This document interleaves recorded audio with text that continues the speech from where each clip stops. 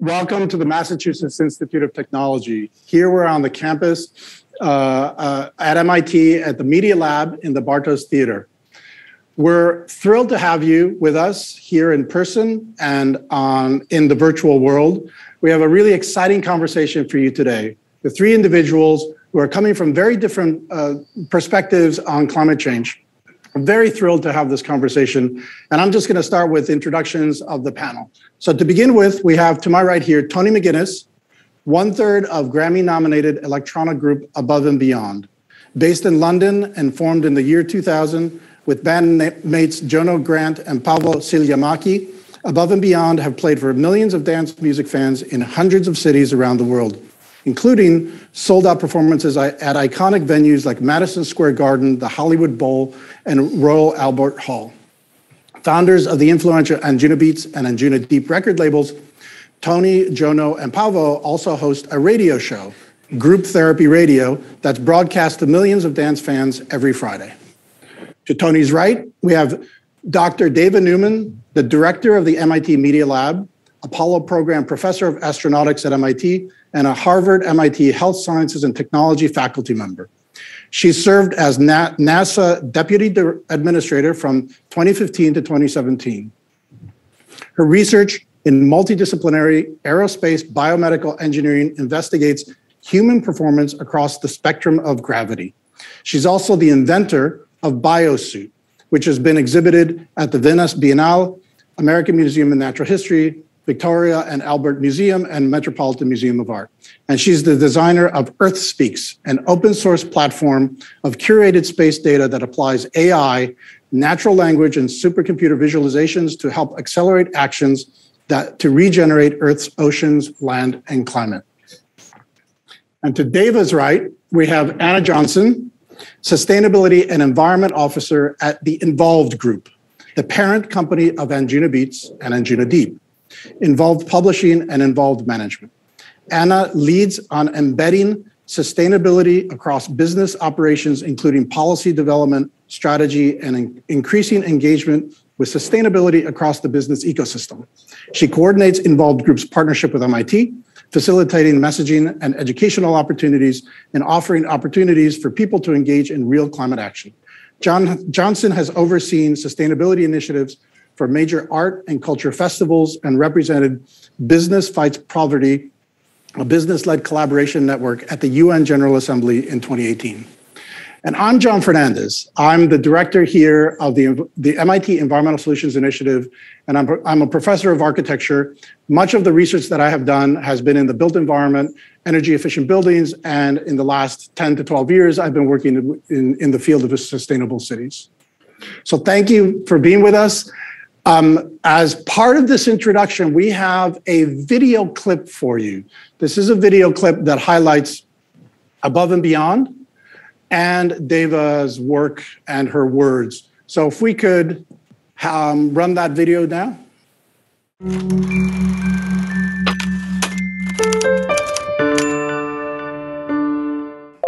an aerospace biomedical engineering professor at MIT. I teach and do research trying to keep astronauts alive. So I design spacesuits for future lunar Mars missions, which is really fantastic. I also look at astronaut performance in microgravity, looking at their muscles and bones.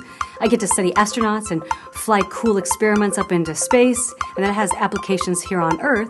How do people walk and run and perform? So enhancing locomotion and looking at Earth pathologies as well as space applications. 2, 1. 0.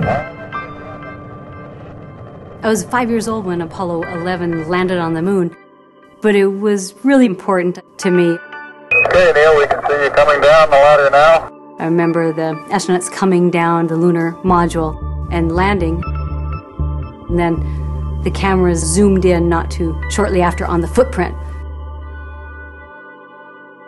What an image to remember someone loping on the moon in those spacesuits and walking on another planet.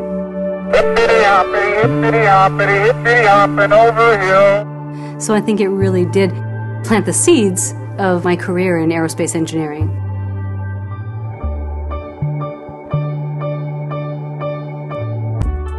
This is the biosuit. It's a mock-up, so it's our 4th generation mock-up. The most important biosuit design goals are to come up with a completely new way to keep someone alive in a pressure suit. We want to provide a lot more locomotion and mobility, and we want the astronauts to use a lot less energy. I can move around for you. You can see I have a lot of flexibility. I can move my arms and legs. When we get to the moon and Mars, we're going to be on our knees, we're going to be digging, climbing. So I need it to be really mobile and flexible. And so that's the advantage of some of our designs. If you guys do it with me, we can do calisthenics. Yeah. The black lines allow me to fully move my arms and legs, but they still keep the structure. These gold lines, these are where we embed some wearable computing. They can tell me my heart rate. We currently collaborate with Buzz Aldrin, have for the past decade. The whole time we've been working on the biosuit, he can give us a lot of information on how it was to be on the moon. Here, man, from the planet Earth, first step foot upon the moon. For me to see a biosuit-inspired spacesuit on the moon or Mars would be the ultimate. It might even bring a tear to my eyes. After all of that time and effort, I really would like to see astronauts performing spacewalks in our suit. And it's so easy to turn the blind eye to light. It's so easy to bow your head and pray. And there are some times when you should try to find your voice. This is one voice that you must find today. Are you hoping for a miracle? As the ice caps melt away, no use hoping for a miracle. There's a price we'll have to pay.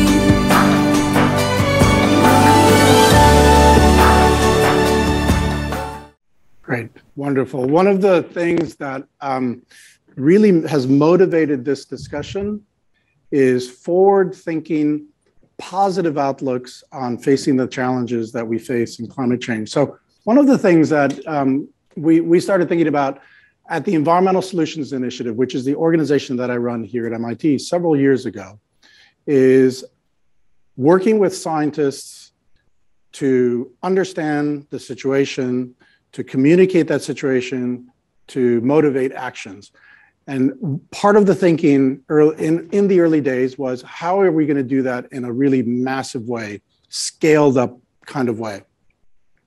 And we know very well that some of the ways in which people change their behaviors, think about a new world, is not necessarily just through one discipline or even a group of disciplines, but through the entire culture. So we started thinking about cultural influencers and artists, that's essentially artists. And we started thinking about how we might work with artists. And that's really the generator of this conversation, how to have scientists and engineers, inventors and designers working with artists on the challenges that we really need to face towards solutions. So one of the things that I love about both of those clips is they're extremely optimistic.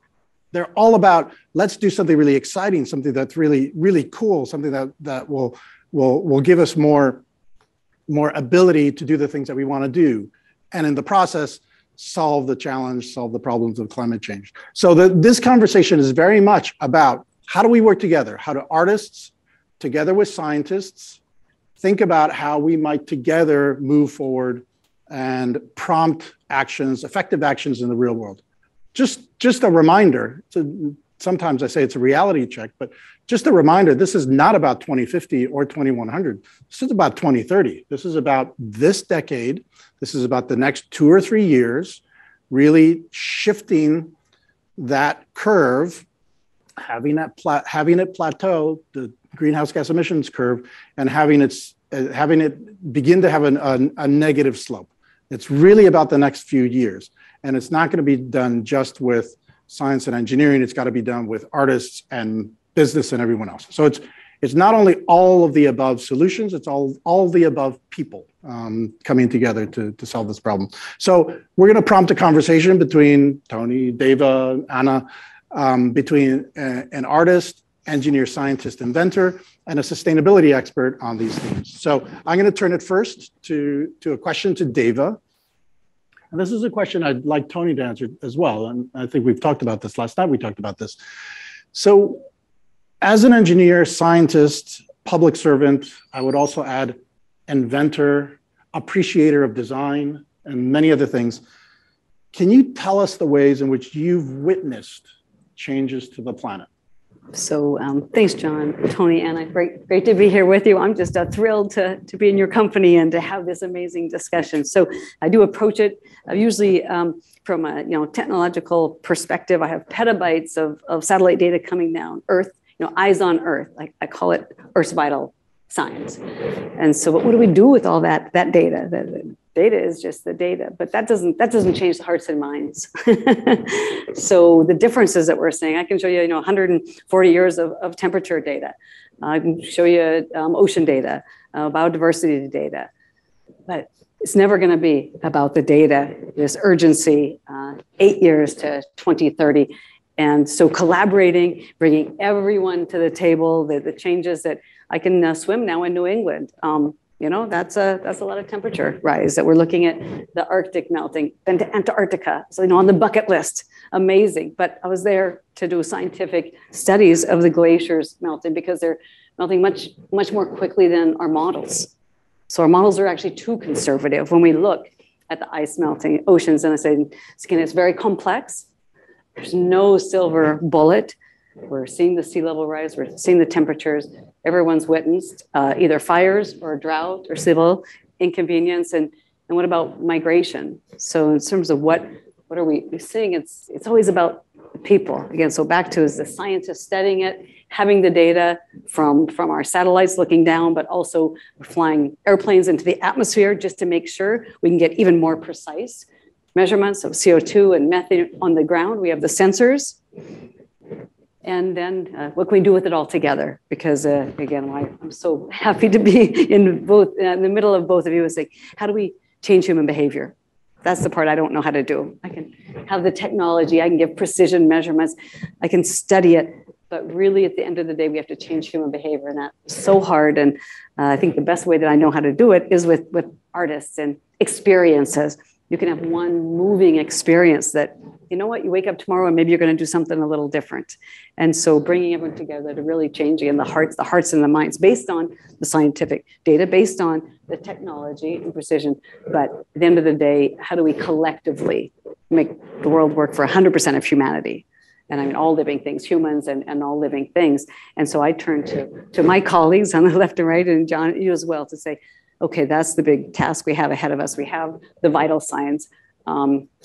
How come we don't wake up every day? I wake, hey, Alexa, what's the temperature out, right? But I want to just wake up every day. Hey, Earth, how are you doing? She'd say, not too well, Dave. I'm running a fever. I don't get to go to work. I say, well, what can I do to help? A little thing, not overwhelming. Surely I can, take the share bike. Surely I can walk. Surely there's just something trivial almost that I can do to help. But I think that compassion, compassion, the empathy, that's where we turn to the storytellers, we turn to the visionaries of the future to collectively bring everyone together.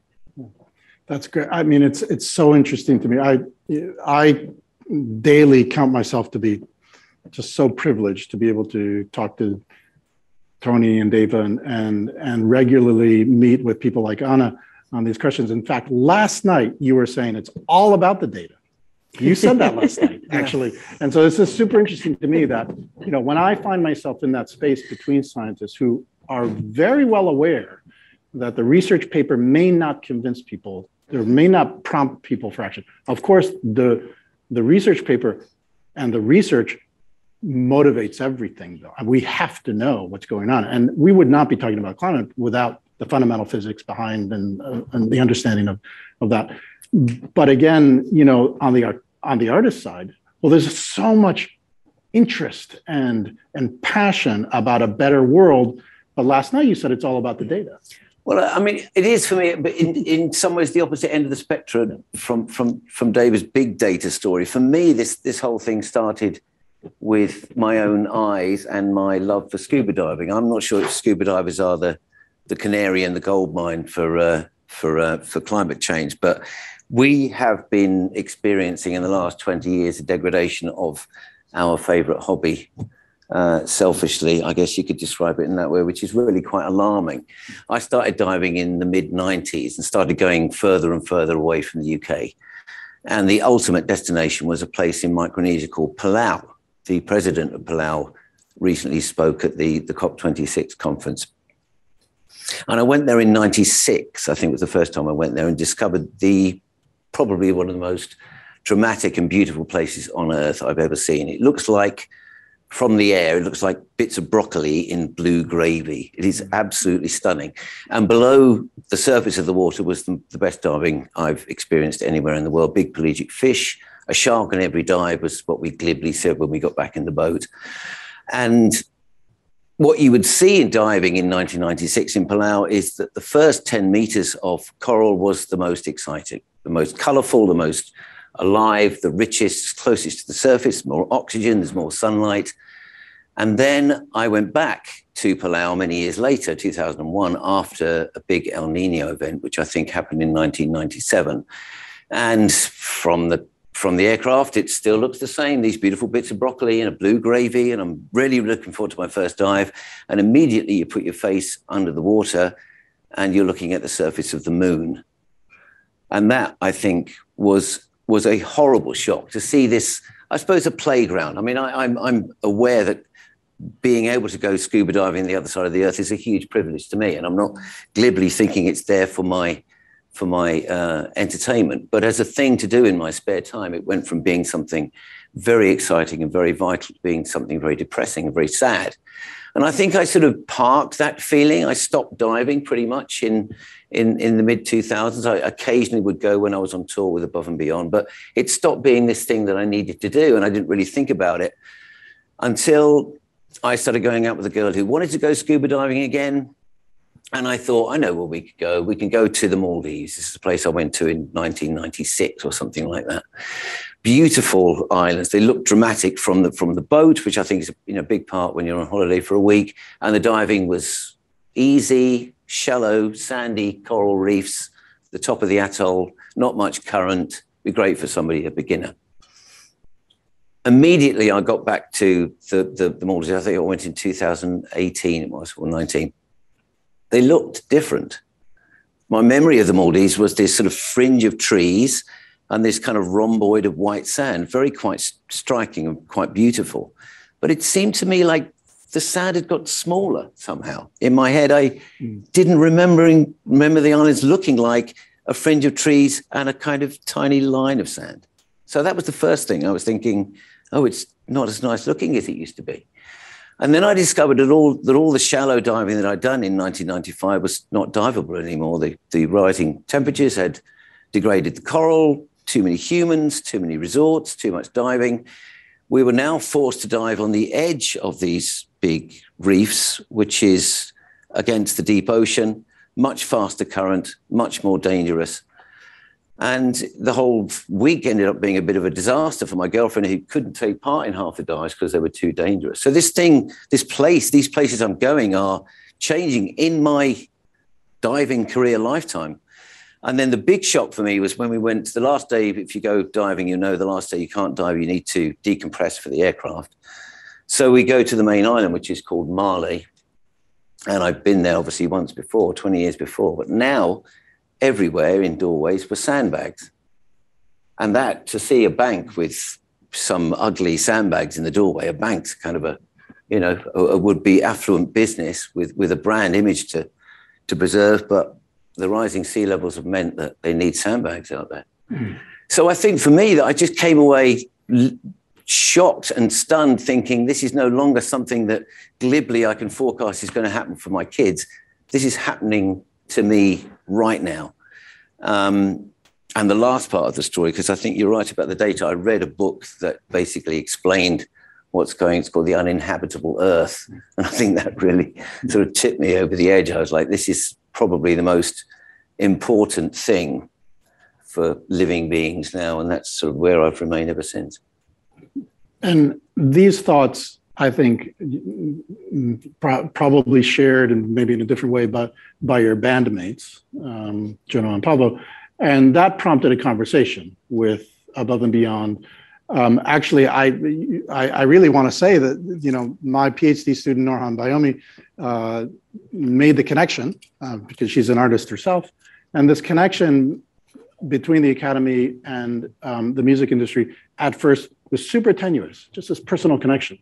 But we found that there is an enormous interest, an enormous appetite. And you can see in the music industry generally, there is a move towards really coming to terms with the carbon emissions from the industry itself. But then the other side of this coin, again, which I really want to emphasize, is the potential for the music industry to serve as a catalyst for actions and awareness and everything else. And so, that's a lot of high-minded talk. How do you make it work, Anna? I mean, what do you do? Because you're the person, literally, in Anjunabeats and Anjunadeep, who will take in the involved group generally, who will take these thoughts and begin to develop action plans on what are the next steps. And so what are you thinking? How do we tackle this? And especially, how do we really leverage the academic industry, the research university, especially the technical research university capacity and interest linked to the music industry? Well, I'm really glad you asked. Yeah, it's quite an undertaking, but also feels like the biggest opportunity ever, really, to bring the MIT institution into collaboration with the Involved Group is something that I think we can all get super excited about, because it's these kind of novel partnerships that have so much potential to catalyze the change that we need to see at an incredible pace, I believe. So just today, walking around with John and Tony and Norhan, being shown all the different departments full of intellectuals, full of people hungry for a challenge, looking to apply their learnings to different contexts.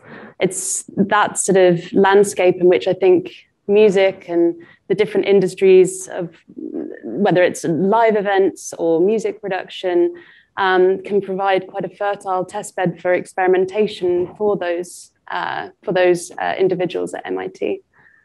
So quite some work has already been done between MIT and the Involved Group, some mapping out of where emissions occur across some of our business activities. And over the coming span of 2022, we'll be identifying different touch points at which we can develop different interventions, maybe from a messaging perspective, or maybe from something more visual, to see where we can affect behavior change and see if we can affect behavior change at scale. So don't let me dominate the conversation. Please go ahead and ask each other questions, because actually, Deva, you work with quite a few companies here in the Media Lab. I mean, the Media Lab is extraordinarily multidisciplinary, and this bridging the academic enterprise with industry on a variety of problems is the stuff of the Media Lab, isn't it? That's right. It's kind of the magic of the Media Lab. First, multidisciplinary, transdisciplinary. We need everyone at the table. We don't need a whole bunch of rocket scientists, right? I could be with people who think very differently than me, because you ask better questions and challenge me.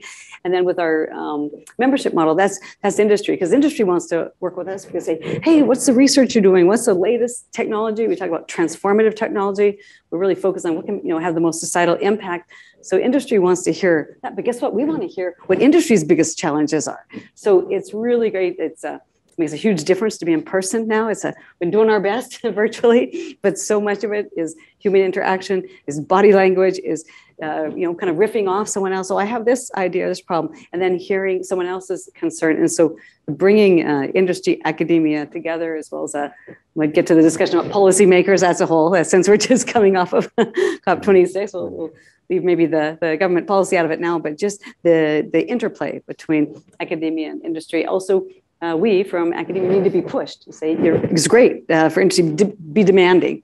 We want to try, maybe it doesn't have to be perfect, just try some prototypes. Let's just get something out there in the field. Let's just see if this works. So it's really, I think we'll need everyone, that's for sure. Tony, I mean, so some industries are also facing a kind of paradigm shift in their business model.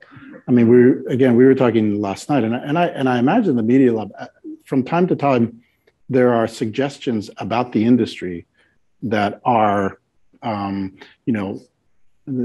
question the core activities of an industry.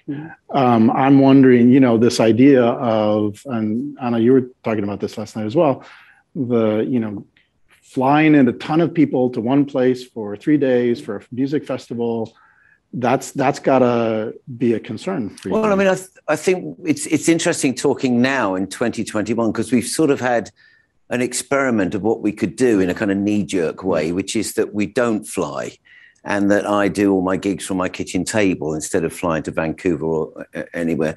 And actually, for me, I'm at the stage in my life where it was actually very sustainable. I could have continued to do that for the rest of my career. But as I discovered, for our friends who are promoters and venue owners, and even my friend who flies for British Airways, it's not sustainable for everybody. So it's not like, I don't think it's not viable for us to just stop pedaling. I think the reason why we've got Anna involved is we need to actively change direction and work with all of our suppliers in a constructive way towards less emissions. And that's not stopping. I don't think that really works for everybody. That's quite a naive approach, as I now realize, although it did feel good. Yeah. And Anna, that must also be something that you're thinking about. Do you threaten the existing business model to reduce carbon emissions? I think that's a question for any industry, but music industry, I think this is part of the discussion, right? Yes and no. I mean, I think there's scope to reimagine how we do things better, but in order to perhaps get there, how do we envisage what that future could look like? And once you have that picture in mind, then you sort of track your way up towards how you get there. But in my position, I'm determined that we take as many people on that journey with us as possible, because finding balance means that, the world is a equitable and just and healthy place for all in the end. And everybody who's involved in our industry deserves to enjoy that too. I mean, ultimately, what we're trying to do is preserve life on Earth, and I kind of feel like entertainment and music and culture is that thing that we want to preserve. So we can't just stop. Yeah. I'd like to shift the conversation a little bit towards it's the question the point we alluded to earlier, and that is an artist that performs in real time in front of large groups of people has an extraordinary power, extraordinary presence. Do you think there's some opportunity in that in individual gigs aren't as big as the overall reach that we have, but I think for us as a band, it's interesting because you played Miracle in the clip. That's a song that we wrote 10 years ago, I think, with Justine the singer. I mean, I think that's probably the only time we've directly addressed climate change, and I don't really know whether it's going to be a good idea for us to start doing that more. That doesn't feel like our role here. So yes, we are artists and songwriters, and we're performing in that way. But I think the relationship that we have, and the selection of people here who call themselves the Boston, Anjuna family, our audience, the reach that we have, the community that we've built, I think we talk to them about lots of different things. And I think whether or not we talk about this, my feeling is the leadership we want to show is by example, not by doing that, really. I'm not sure that really works directly. I think the communication that we have in our music with our fans is maybe slightly different. I think, that song was said the right kind of thing, but it's not something that we've done a lot of. So, and in a similar way, Dave, I think in the last few years, certainly in the last 4 years, there has been really a flowering of the idea that scientists communicating, there's nothing to be ashamed of. And in fact, maybe it should be part of the scientist's role, some scientists at least. And there have been a number of articles, editorials in Science and Nature both about how, especially young scientists, learning to communicate effectively and for a purpose, their own research, but science in general, the value of science and making sure that we protect science. That's something that's relatively new. I mean, that's not something that has been there for a very long time. What do you think about that? It's so important. It's so important, and I think anyone's career, but our work. I mean, you have to be able to explain it, and not again stay in whatever echo chamber you're in. So to try to make sure can you talk about your work, about your science work, and share that with people, and take the questions. And right now that science is definitely under attack in the world, to say, wait a minute, there's it is the academy. We publish papers. That's our scientific data. Someone has to be able to replicate my results. Absolutely. That's the only way you get it published. You can't make up things. That's the quickest way to get kicked out of the academy. So you have your data. There's variability. Absolutely. There's some uncertainty, but I can actually quantify that. So I can say, here's the data, here's the trend in sea temperature or air, and say, it has a little teeny bit of variability. People have hijacked that. They're talking about the variability. When that's 0.01%, when I'm saying, look, here's the trends. So it's incumbent upon scientists, technologists. We have to talk about this. We have to talk about it much more and explain uncertainty and explain variability, because they're very explainable. And then you see the trends and which way the data is going. So I think it's really important that, again, we have to be out front on this. It's no good if we sit in the lab and just collect the data. That we have to meet people again at the table. I like thinking about climate. I like talking about actions, and I actually like talking about personal actions too. I think that's where we can galvanize and get everyone to do something. I have my actions. I meant Tony is I don't know better than anyone here. Better than I do. But what you can do for yourself and your family, that's really important. What I can do, and Anna mentioned scaling. So if we do have kind of grassroots, I think everyone can take action. We know it's urgent. We can't put it off. But I don't have the solutions for anyone else. I have data that shows everyone's. And then how can we kind of co-create the most impactful actions that we can have in humanity? I love that you're a scuba diver as well, Tony. So am I. We've sailed around the world in our boat teaching kids. And there's so much to learn from first the indigenous peoples, the islanders, because ancient civilizations have always lived in balance with nature. You didn't survive if you didn't live in balance with nature. So it's paramount. Lots of us in the urbans and metropolises now, we forgot that. So I think we really do need to take those lessons learned, those actions of living in harmony, and island peoples, of course, they're the most affected by climate and temperature and sea levels, but also they have so many of the ideas that are the actions that will be really beneficial. So I am optimistic about that, but we have to be listening to those good ideas, those actions that really can scale, hopefully. Hannah, one of the things that we've done recently is to collect data, to run survey and collect data on an event, the Weekender. Could you say a little bit about what you found from that data?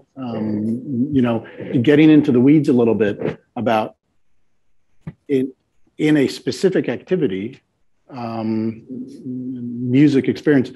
Where is the low-hanging fruit? What do you see these days?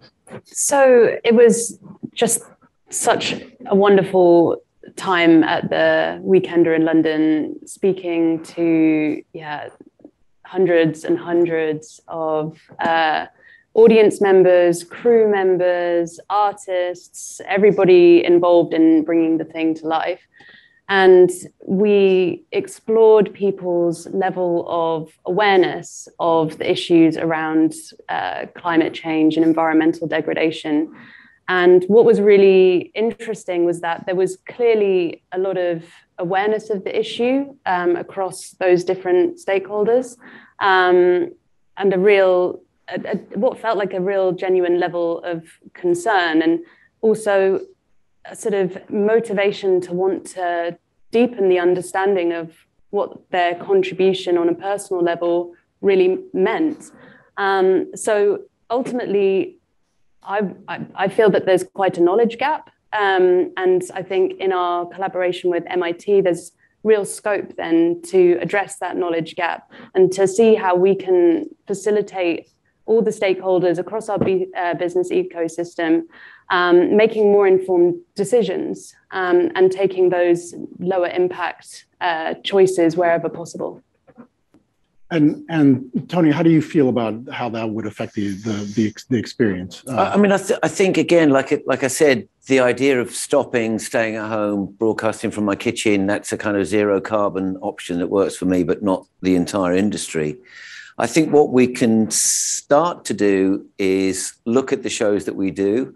I mean, there was a study done in the UK that suggested that 80% of the carbon emissions from a show are from the audience and then, you know, getting to the show, which I can well imagine. It's not just us on our flight to Vancouver. It's the whole audience moving into the place. So looking at how they get there, looking at the venue itself and its connectivity to the community at large. I think Coldplay, who are also facing in the same direction as us on this, I think, just performed in a stadium in Seattle called, I can't remember exactly what it's called, but it's like a zero carbon stadium.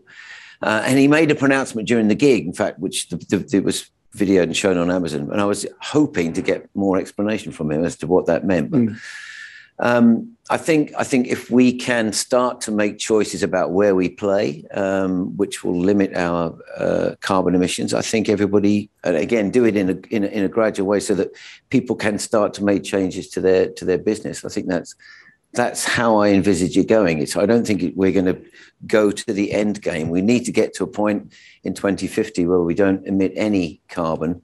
But I think what we need to do is just get people aligned in the right direction, start getting some data on the things that we do, how we get to a venue, the venues that we play, the power that they use, what electrical grid it's plugged into, all these sorts of things can make a difference.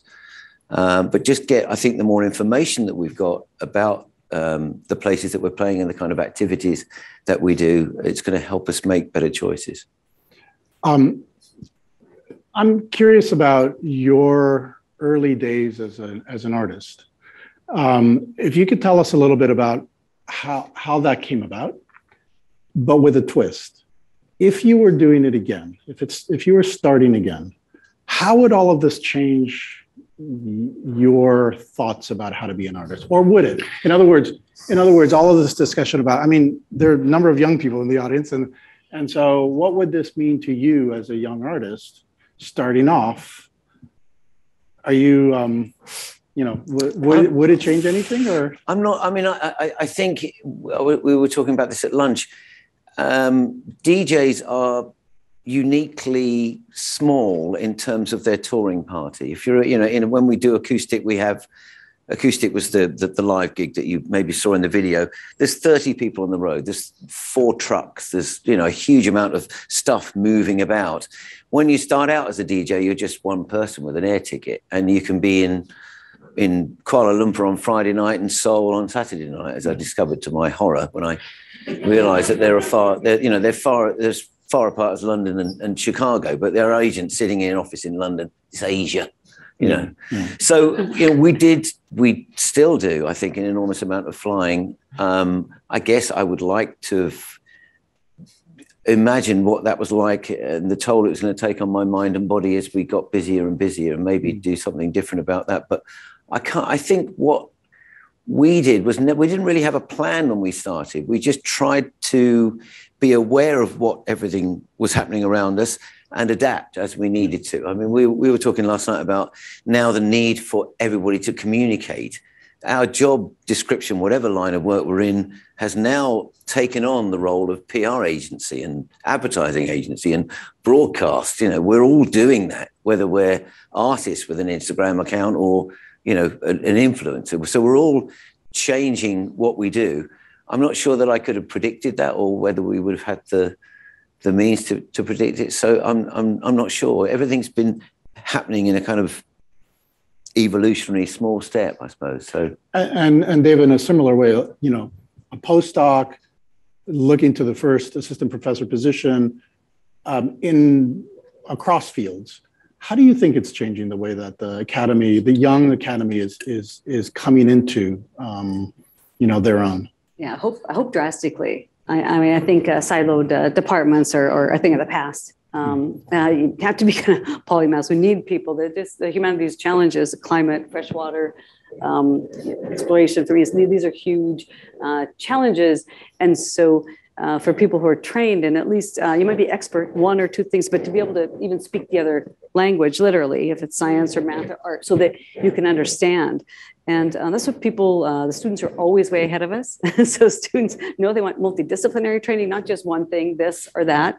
And there's foundational material, of course. So I think it also depends at undergraduate or the graduate level, but I think those faculty jobs of the future, of course, I'm biased, it's gonna span art and science. It's gonna span engineering, design. If we're really smart, we'd, not just one person to do it all, but you get all four people at the table and go across the disciplines. That's exciting, but also more important than just being exciting and inspiring.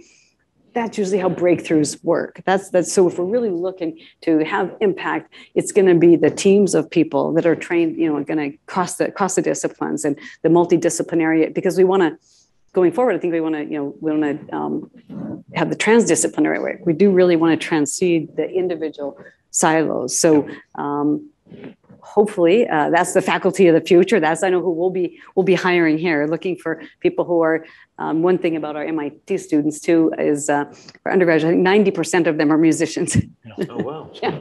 Right. So they're scientists and engineers and mathematicians and economists, but 90% are pretty well accomplished musicians as well. So it does go together. Yeah. It does go together. And so that's really important, I think, going forward. There's new opportunities. We have to create new academia, new opportunities that are really multidisciplinary. Great. We're going to segue into some audience questions. So if you have a question, I believe, please come up to this microphone here, or that one there. Yeah, the two microphones. Please go ahead and do that. In the meantime, I have a question from online. So anyone, can you reflect on the art's unique capacity to build empathy across divisions? I think in particular about those with wealth and geographic luck, truly taking in the situation faced by billions of people on front lines of catastrophe unless we step up. Big question. Yeah. Should speak about the arts. I'll go. So I think the first part, the art, and this is a question I have too, on the art's unique capacity to build empathy across divisions. So actually, I think last night you were saying also that, when you're in a musical experience, a lot of other things go away. I mean,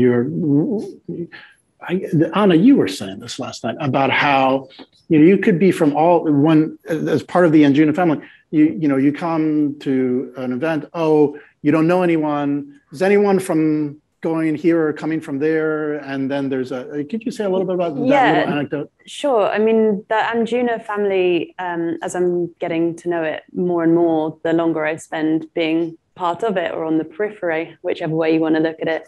You're in it. This is the kind of community that will, if someone's going to a gig by themselves, they'll put a message out on the forum and say, "Hi, I'm writing solo to this one," and you'll see just a bunch of people responding to this individual saying, "Right, let's plan a meetup then. Where are we gonna hang out before we go to see Above and Beyond or the Anjunabeats or Anjunadeep show?" So it is a community that, and obviously when I went to the Weekender as well back in September and speaking to so many people, is a deeply compassionate community as well. And I think that's pretty special. And it sort of, it makes me believe that they're very receptive and open to crossing those divisions and to truly sort of look after each other in the end, which is part of our gift. Then there's the second part of the question, which I think we all contend with, and that is that the most difficult situations are already in the developing regions of the world. That's simply going to accelerate. We know that. Adaptation and resilience, equitable resilience, is something that we have a very long way to go on. The COP26 experience, tells you that the financing for climate change, especially to help developing regions with adaptation, is lagging, badly lagging. And so this is I think something to contend with. I think for the arts, I wouldn't know even how to approach that question from the arts perspective.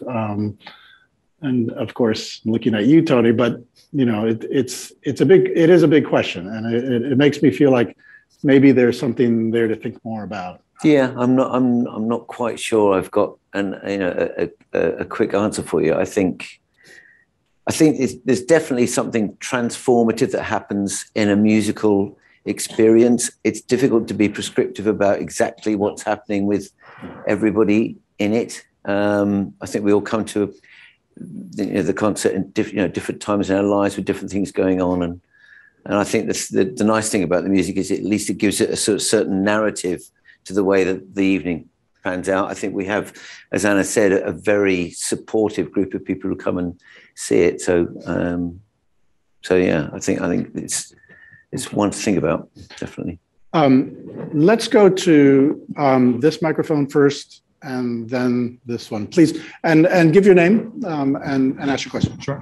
My name is Evan. I'm actually from New York, but I came up for the seminar. And as a fan, I do want to say, first off, and as someone who has sustainability very much woven into their professional job, I applaud you guys. This is awesome, and it's very exciting to see you take such a strong stance on climate solution, on climate change. But I will say, as a fan, I'm also conscious that one of the things that I am curious about is you've talked about looking at the gigs, you've talked about trying to understand how much the impact of the gigs are, but are you looking at your supply chain and things like that? Because usually how much merch I bought is usually the brunt of a lot of jokes, but I know that certainly can make an impact. So I'm curious to hear about what you're looking at from a supply chain side. I'm happy to speak to that. Thanks so much for the question, Evan.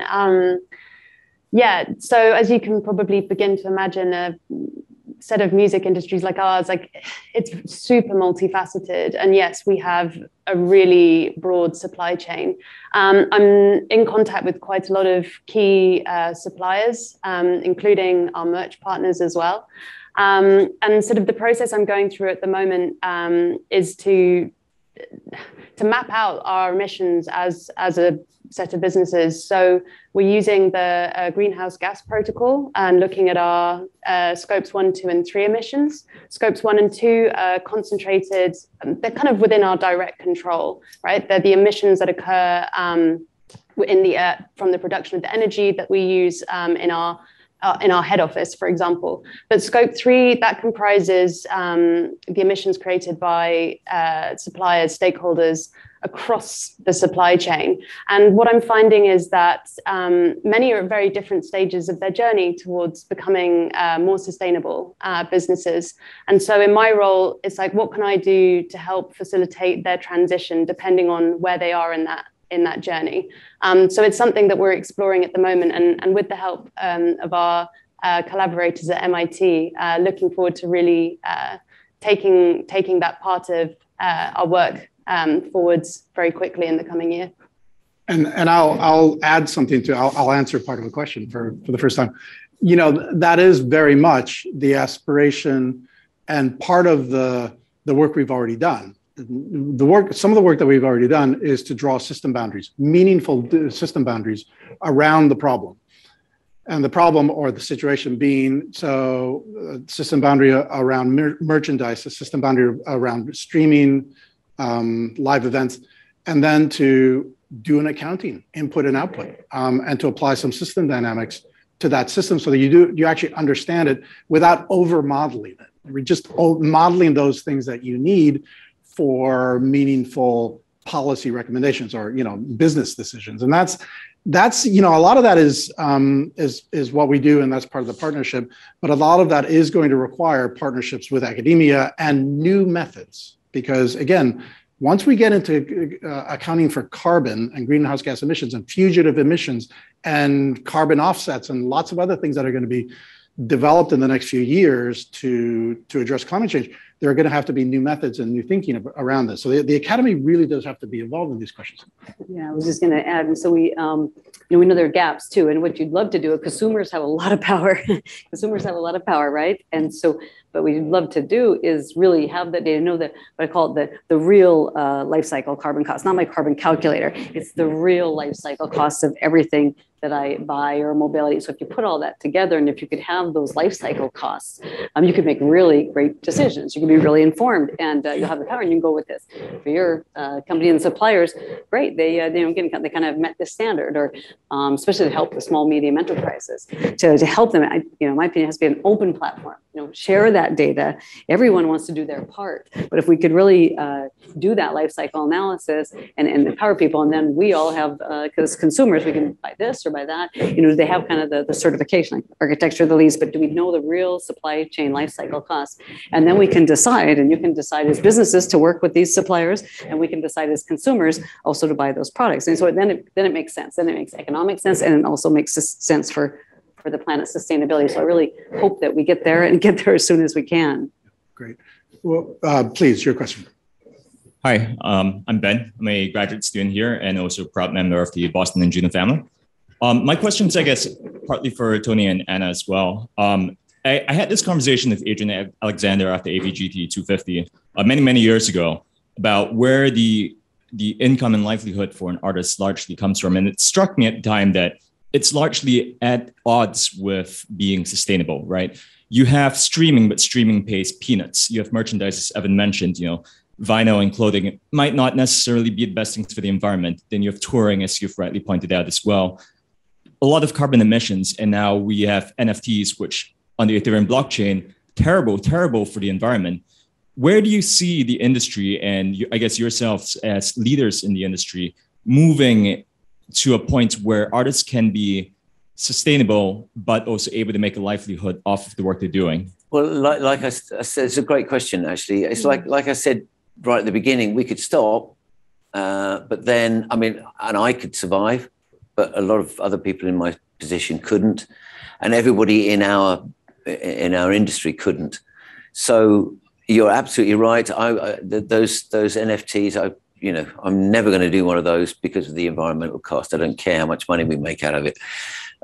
So I think all we can do, at least in my mind, is point in the right direction, start making steps so we're reducing. I think a lot of the way that the money is distributed in industry exists because it's easy to fly somebody from London to Tokyo and make them do a gig. If it's slightly harder to do that, then I think we're going to need to think again. I don't think there's a solution for that right now, but we're hoping we're going to get there step by step. Thank you, Ben. Before we get to your question, just wanted to just read this. It's actually more of a comment than anything else.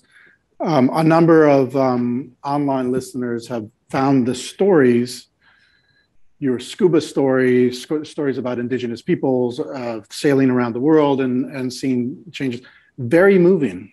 And potentially the stuff of art, the stuff of those stories, the matter for songs. This is just a comment. And of course, I'm very reticent to suggest that the art should go one direction or another, because that's up to you.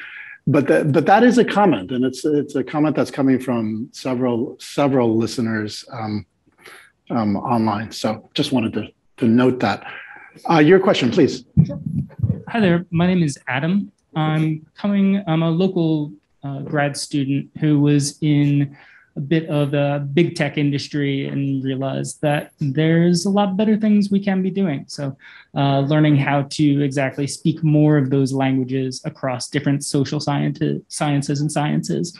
One big thing I was curious about was you were speaking of the behavior incentives and how there's a lot of behavior changes wanted. And you were saying through your surveys, you found that there is enthusiasm for making climate action, but it seems like there's a gap between business and institutions with what individuals are wanting to do and what they can do to make larger impacts. Where do you guys see an opportunity for more of those bigger businesses and bigger institutions to come back in line with what consumers want? I guess if people start voting with their wallets, and there are companies that are doing better than others that are doing the right thing, maybe it'll catch on. I guess that's what we can hope for. I mean, I'm not in any kind of forum with the people who run ICI or Shell, so I don't have a way of communicating with them. But I think, you know, it's been interesting hearing some of the questions and the viewpoint of our audience here. People who are in the Anjuna family already on this path with us who may work in different industries. So I think, you know, your idea about us being able to communicate meaningfully to an audience, I'm hoping that's going to happen outside of that audience with people that they come in contact with. I think all we can do is lead by example. Not all we can do, but I think the most efficient thing we can do is lead by example, personally. Great. Thank you. Thank you, Adam. A question that's right at the nexus of art and science is, considering the prevalent or the emerging and growing distrust in science, to what extent do you think the music industry can close the gap between academic research and the general audience? That's the question. I actually don't think that there's the question was a prevalent distrust in science. I don't think there's a prevalent distrust. Sorry to the question asker, whoever you are, but there is a very concerning, significant minority, but loud minority, that is advancing the thought that you can't trust science. It's just another belief system.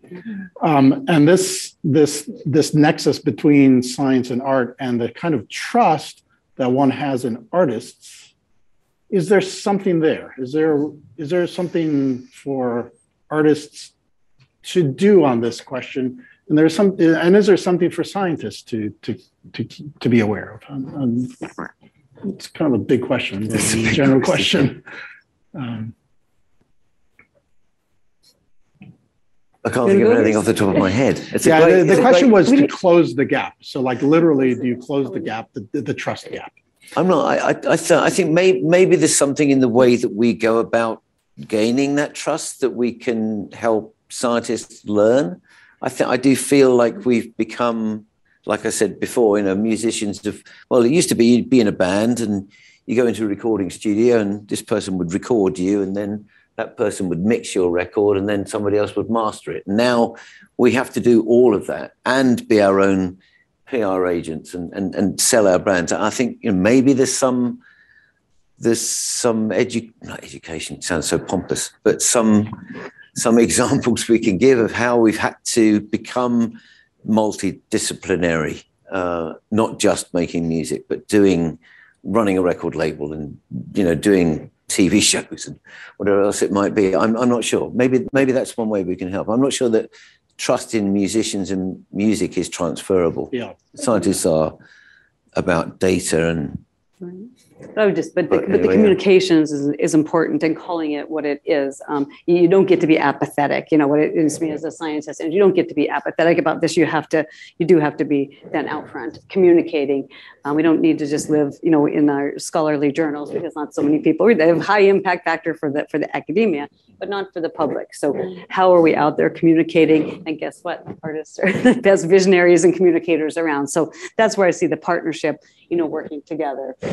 To how do we talk about it better? How do we show the data better? How do we, you know, have some really interesting collaborations that can get there, be very engaging, get people involved. It should be fun. You know, it shouldn't be, just doomsday. People are overwhelmed. So I know some of the things we've been thinking about in Earth Speaks, give Earth a voice, a compassionate empathy, make it a character and make it fun, animated. So I think also as, the science, we have to get out of our formal shell and let's have fun, make it be interactive, artistic. And so maybe there's ground there where we do come together and show the data and also call it what it is. Because they're not theories, this is collected data, show people where the data came from, as I said before, the variability, and present that, and maybe go from there. So there seems like nice opportunity to work together. And Anna, that's exactly one of the things that you found from the survey that people were asking for. If I knew what my impact was, and additionally, if I knew how a change in behavior affected that impact, I might change my behavior. Right? So it's a pretty simple thing, but that was literally part of the surveys. Absolutely. Like people want to have a more granular understanding of what their personal contribution to the problem is, but they want to be given information that has like a more of a purpose to it, something that they can really use to take action on climate and environmental degradation issues. So this is a huge opportunity. I might just add for, a huge, immersive simulation. I mean, we can literally, live in the data. It's active learning. You have your hands on the simulation, the knobs. And if I do this, this is what it costs. If I do this, this is, and we can verify, okay, what's running behind the scenes? The models, are these believable? Do they come from, the major entities that are agreed upon data and emissions? They don't have to be perfect. But I love the idea of in digitally and then through music, immersing people in that environment. Seems like a multiplayer game where everyone gets to contribute. To me, it's citizen science. We do that huge. You let everyone come to Jupiter. It's citizen science. Here's the data. Well, people love data and learning from it, and so you just need to make that, I think, very open and give people the tools to use it, play around with it. And people will create, I'm sure, amazing, not just understanding and knowledge, but also probably some wonderful, beautiful representations of it as well. That's just such a wonderful thought, because again, at the beginning of this whole thing, what I wanted to emphasize was those videos were so positive, and I wanted to emphasize that and note that. We'll take this question. We are coming to the end of questions here online, it seems. So why don't we take this question? I think after your question and the answers, just some closing remarks from each of you. I will prompt that. Bear with me here. I will prompt that with the thought that, so we've engaged in this emerging partnership with the Involved Group. Our intent is to, at a variety of levels, but very simply put, first of all, to be a resource, a scientific resource, and for the Environmental Solutions Initiative to act as essentially the portal to MIT. So when you have a need, when you're considering, and this is the example I often give, a carbon offset program, well, let's get John Sturman and Chris Knittel and others who are experts in this at a roundtable to be able to advise you. And that for me that doesn't take away anything from the academic enterprise, right? But what it does is it lends a real-time, just-in-time need for information to make the right decision. So that's at one level. But at the other level, what we really would like to know from you as we get to know each other better, there will have to be some technology breakthroughs. So, and there may be some technology breakthroughs that are advantageous. So when you run a festival in a place that's remote from everywhere, from anywhere, people fly in, can we do that better? So is there, zero carbon aviation? Is there a way in which that festival, the energy consumption, production consumption on site gets to be a net positive for the environment? I think these are also technology questions. So as we get to know better the way you do things and maybe how you shift doing things, working with you on novel technology solutions is also part of this. And again, we will act as a guide to MIT, people at the Media Lab, and everywhere else for you in that regard. So that's just to prompt closing remarks after we get this question and then the answers, please. Thank you all for coming today. My name is John, and I'm a graduate student in the IDM program here. And Tony, I actually attended a concert by Above and Beyond in 2010 and did not realize that you were coming in today. I think I saw the title of this talk and I was like, oh, that looks great. I want to check it out. So that was way long ago before I thought I would even end up here at MIT. My question is around how to foster the right environment for these breakthrough ideas to emerge. So Anna, you were talking earlier about how, attending a music event is not exactly sustainable if you have people flying in from all over the world. And David, the Media Lab is there to come up with these radical new ways of experiencing life, through technologies and by bringing together different disciplines. So it seems to me that right now, just getting the full review on a panel has already been a big step in the right direction. But how do you let that kernel of an idea or this possibility of kind of reimagining what music experiences could be for a more sustainable world? How do you allow that to accelerate faster? How do you create the environment for more of us students to be involved, or not even students, but people outside of MIT, those who are in places that people have great ideas everywhere, right? So just curious what all your thoughts are on that. These are really good questions that are almost impossible to answer off the bat. I hope that what we've done today is fired a starting pistol to a more public form of the debate that we've been having internally. I think it's fair to say for the last couple of years. And I think now it's out in the open. I think things will happen. I think people are clearly very engaged. I've heard some very encouraging things from people who I consider hardcore fans of our music. Like I said, I don't feel like we're going to become people who do this necessarily, but I would like a conversation to start. I'd like to hear more from people who are working in areas of associated business from us that have ideas about how we can do things better. But I don't have a prescriptive way of answering it right now. I'd actually like to just say a few words, which I said again last night at dinner. MIT's been very, very effective at targeting certain industries for advancing carbon reduction strategies. In particular, the fossil fuel industry, working with large fossil fuel companies, oil companies, and all that. Having our students be placed, employed by, sometimes for more efficient oil recovery and other things, but often as the seed or as part of an emerging renewable energy division within that much larger company. And that's a really, really important thing. One of the conversations I had that has really stuck with me about 3 years ago with the head of innovation from Shell was that one of the obstacles that they see for them to go to carbon neutral is that they just lack the workforce, the trained, the expert workforce, and they are looking to technically trained students to come in and help them.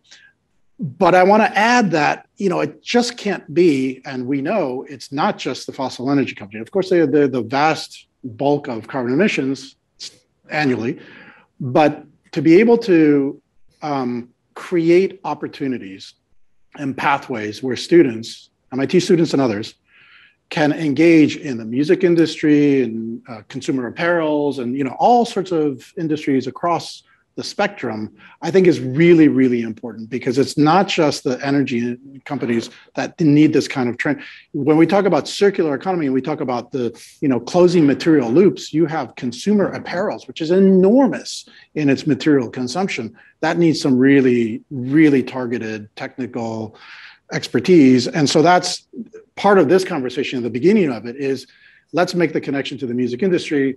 Let's form a relationship, then provide pathways for students to engage and do the work that Anna will be doing with Above and Beyond, but then other players in the music industry. So.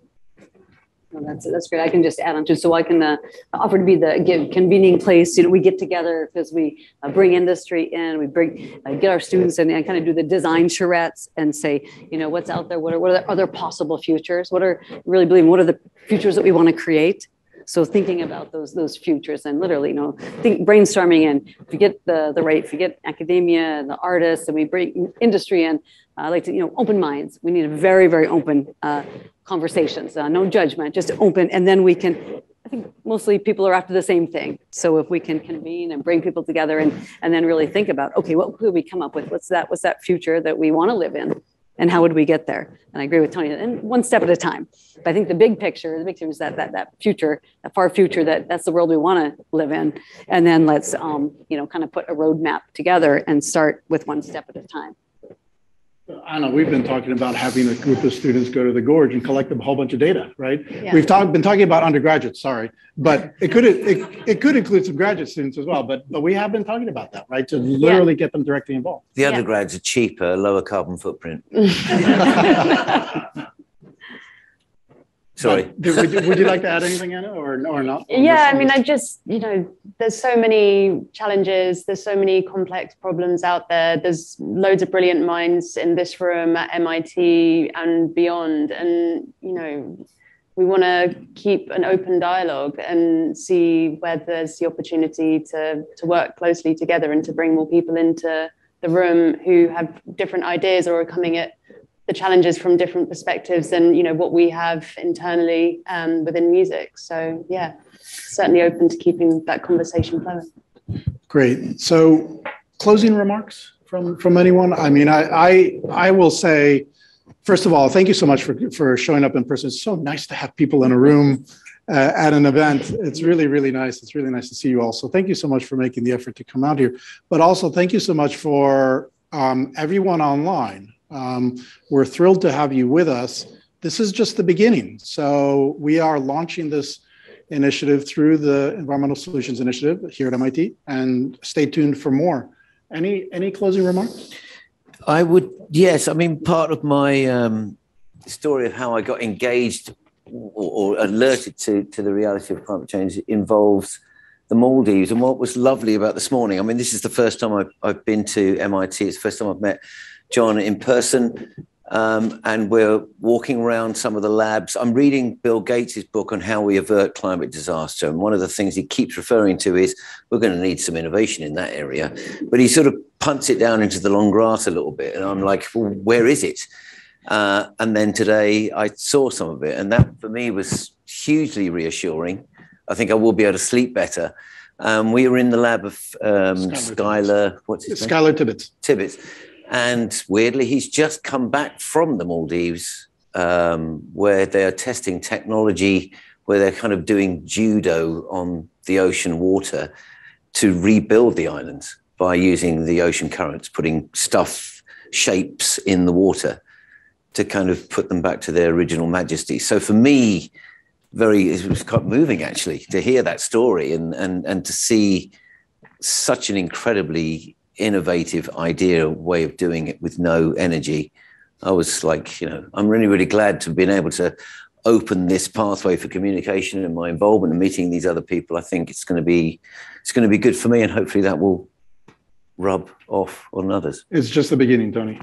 Yeah, it's great too. I would just thank you all for being here, and thanks folks online. That's where we're going in the future. So, but there might be a few people, here in person. It's great to see you all, and but open it up to everyone. And we're really learning experiences of the future, maybe music of the future too. How do we get that right so everyone gets to have a great experience, whether in person but opening it up to the world. I think there's really it's an amazing opportunity. That anything the pandemic has taught us, let's rethink this.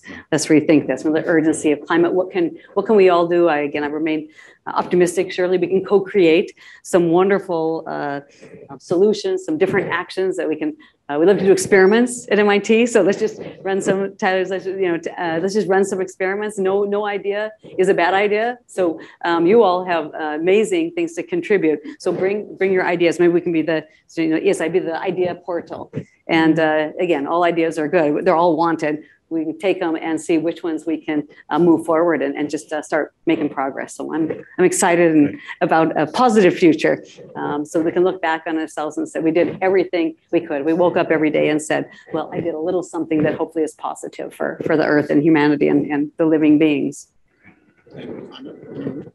Thanks.